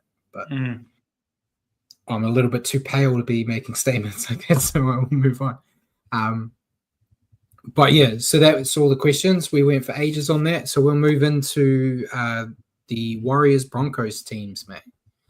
So this game, Easter Saturday, 7:30 New Zealand time. You want to give us the Warriors team, mate? You bet. Taintua Piki gets to start in his favoured position, fullback. The wings, Ed Kossi and Adam Pompey. Centres, Kurt Capewell and Ali Leatawa. The halves, Chanel Harris-Tavita, Luke Metcalf. The forward pack shapes up like this. Jackson Ford, Wade Egan, Mitch Barnett in the front row. Leka Halasima, Marata Niokore, Aaron Clark hits the back row. Interchange, Bunty Arfour, Jacob Laban, Dimitri Vaimonga, and Tamaire Martin. Yeah, interesting team. Wasn't exactly what I was expecting when I was thinking in my head what was going to happen. I was talking about maybe Graham Tolfa or someone coming in to fill that spot. Then I didn't see Capewell being put there. Capewell's too. Bjorn said we must have a better centre. Capewell's good, but he won't be fast enough. Capewell's not fast enough to be a second rower anymore at the moment. I thought if they were going to go that route, they might put Niokore there. Niokore or even Leka. Yeah. Leka's been a centre before. So it's interesting. Seeing Tamati on the bench is also interesting. We've been having a very forward-heavy bench, so throwing a Tamati on there. I don't know if that potentially is going to be a late change where you might see Tuapiki end up back on the wing and they put Tamati at fullback and they have Pompey and Leotaro in the centres. I don't know. Maybe. I'm just playing devil's advocate. But yeah, did you want to say something, Paul, before I say the Broncos team, or are you just here for the picks?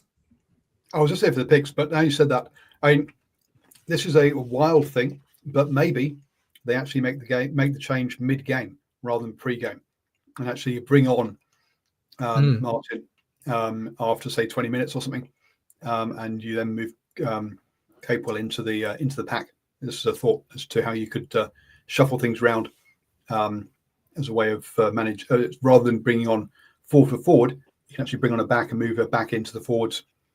But that's from what we've heard, or from what you've told me from this from the head coach, that level of playing with the bench doesn't sound like it, or playing with the interchange doesn't sound like his kind of style. No, he likes to try to play it as straight laced as he can. He's not daring yet. Broncos team, Reece Walsh coming home, mate. He's at fullback. Selwyn Cobbo and Jesse Arthurs are on the wings. We've got Katoni Staggs and G-Mitch Shabuski in the centres. Ben Hunt, Adam Reynolds, the grandpas and the halves. Pat Carrigan, Corey Pax, and Payne Haas in the front row. Jaden Hunt, Jordan Ricky, and Kobe Hetherington are your edges and your lock. Then the bench, we've got Billy Walters, Corey Jensen, Xavier Willison, and Tyson Smoothie. The same team I expected. No surprises there. Very dangerous side. I know from former Broncos players that spoke about it, they hate coming to Mount Smart and playing here. Doesn't really affect them performance-wise, but they just hate it. Reece Walsh, He's a delicate little flower this year and not been playing well. I think it'll get under his skin coming back here. He'll get booed relentlessly, I'm sure. But I'm still picking the Broncos to win this one. I said it last week. We played well, and I was like, Storm Broncos, we're going to go bang, bang and lose those. So I hope I'm wrong, but I think the Broncos will do it, especially after losing last week. There's no way they're going to want to lose back-to-back. They're not the Panthers. Well, we lost last week. Yeah, but we're used to going back-to-back with losses. Not this year yet, admittedly, Fair but enough. it is a habit we have. Yeah. I went Broncos as well. Oh, so you're trying to give me shit and you're the same. I can't help it. And how much money are the Warriors paying to win here, Paul? So the Broncos are at $1.42, so heavy favourites, and the Warriors at $2.85. My TAB wallet's taken a hit the last few weeks because of the Panthers screwing my multis, so I don't know. I don't know if I'll do it, but I might put a cheeky one on the Warriors. We'll see. But we'll go to the rest of. We are not including the Panthers in the multi. Whatever side you choose, I don't care either way. That game is out of the multi. Okay, so we'll move to the rest of the round. So kicking off on Thursday night, we have Manly playing the Dragons. I've gone with Manly because they're at home. Yeah, same here. Yeah, so Manly at $1.62, the Dragons at $2.30. There with that one. Next game on Friday, we have the Bulldogs versus the Rabbits. I've gone with Bulldogs, also at home, and and they're the Dogs. And they're the Dogs, defensively strong. Now the Dogs, funny enough, the only unbeaten team this season, they're at home, and not the shortest odds this weekend, but they are $1.30. The Rabbits $3.60. And next up on Friday, we have the Dolphins and Storm. I've gone with Storm. Storm. Yep. So the Storm are the shortest odds this week at $1.22. Dolphins at $4.40. It's interesting there that that they think that the Dolphins go off the back of that's 2 wins on the bounce. Yep. Are more likely to lose than the Rabbitohs against the Dogs, who are unbeaten this season. So interesting, that one. Well, it's Easter. You got to give it to the Rabbits in Easter time. Then Saturday, we have only 2 games because of Easter. So Warriors, Broncos, we both picked the Broncos there. Next game on Saturday, Roosters, Panthers. I've gone Roosters. Nah, mate.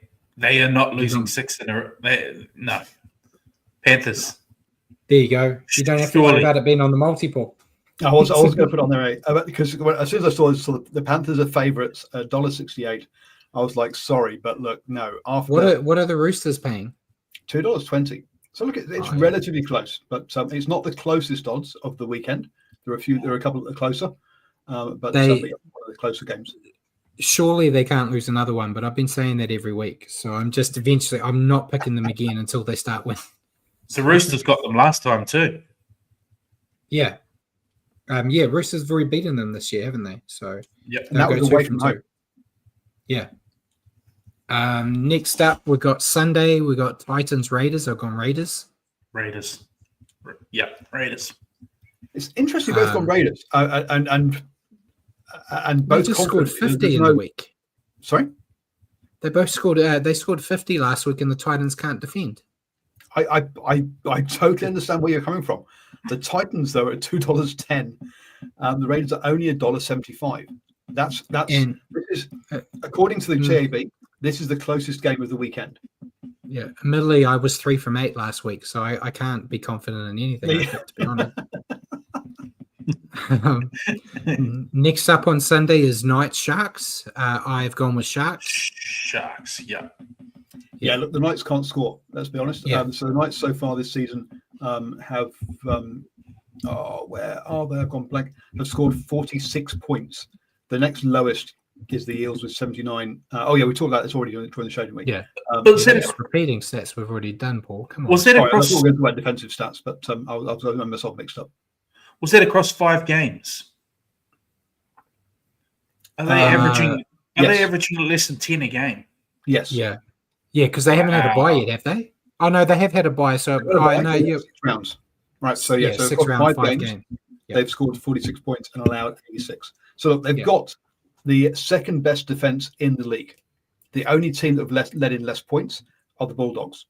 And but yet they they're down can't in score 12. points themselves anyway. But the problem is they can't score points. Yeah. And then the last game on Easter Monday, we have Tigers Eels. I'll go with Tigers. Tigers. Battle of the Spoon last year, not so much anymore. Yeah, I mean, look, the Tigers only on $1.70 here. The Eels on $2.12, $2.15. So actually, this is the second closest game in the round. And as you say, the Eels haven't won yet. The Tigers are at home, looking relatively decent, but with those off-field issues around that player as well. Eels have won. Come on now. Yeah. Oh, sorry, They won one game. They won one game. Yeah, Sorry, you're don't right. take it You're from quite them. right. Everyone has won one game. But yeah, sorry, the Eels. But yeah, Eels bottom of the table, whereas the Tigers flying high in 7th. Now, admittedly, the Tigers are 0-2 at home, so all 3 wins have come away from home. It's interesting. It's time for a first win at home so now. actually, you know what? I'm removing that from the multi. Having seen that, Coward. Having seen that one, I'm chickening out. Having seen the Tigers only win away from home. Yeah, and Bjorn's made a good point though. Parramatta's home ground too at Combank, so it's technically a home game, but an away game for the Tigers. So, you know, it's one of those shared stadiums. They share the home stadium. Yeah. Yeah. So you could technically look at it. So with 6 games in the multi this week, $2 would return $16.98. Yeah, okay, we're losing that again, aren't we? We lose every Well, we've had one. Boys, I'll say I've had this account going for. Well, I've only ever put money into this account once, and I think we're getting towards the lowest it's ever been at. So we do need to win. No pressure. We're trying. It's not like we're picking these to fail. Yeah, you're trying. My patience is what you're trying. I put my own money on as well, and I'm losing that too. So anything else you want to add? No, I'm happy. Bjorn said, no, this one's getting up, Paul. I bloody hope so. Yeah, I'm convinced. I hope so. I'm going to joke around it. Wally Lindsay said, Inga's league wrap up, no, Jay Hughes got rested. I don't know what that's about. But yes, he got rested in the second half against us. But yeah, ladies and gentlemen, thank you for tuning in tonight and joining us on the Standoff with Brad and Richie. For your weekly update on rugby league, tune into our show next Wednesday at 8 p.m. here on Facebook or YouTube, or at your convenience on iHeartRadio and Spotify. Just remember to search for New Zealand Sport Radio. Cheers again for joining me, Richie, and thanks, Paul, for all your help in the background. And good night, everyone.